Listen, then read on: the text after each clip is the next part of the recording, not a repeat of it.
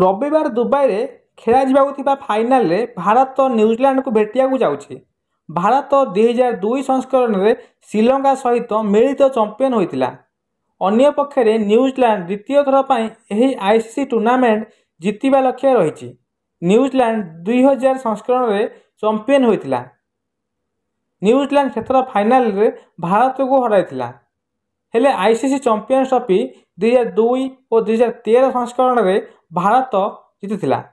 एथर तृतीय थर पर जितिया लक्ष्य रही भारत। ए पर्यंत आईसीसी टूर्नामेंट रे भारत और न्यूजीलैंड मध्य 16टी मैच खेला जाइछि। एथिरे न्यूजीलैंड 10टी मैच जीतिथिला बेले भारत 6टी मैच रे विजयी होइछि। आईसीसी टूर्नामेंट नॉकआउट पर्याय न्यूजीलैंड पल्ला भारी रही। दुई दल नॉकआउट पर्याय 4 थर मुहांमुही होइछन्ति, जेउथिरे कि न्यूजीलैंड 3 थर बाजी मारथिला बेले भारत केवल विजय श्वास रखिछि थरे। अंतिम थर 2023 विश्वकप सेमिफाइनाल रे दुई दल परस्पर को भेटिथिले। एही हाई स्कोरिंग मैच रे भारत विजयी होइतिला।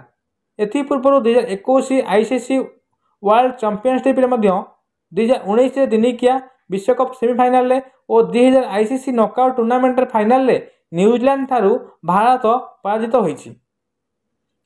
बाकी रहिला देखियागु आज मैच कौन होछि।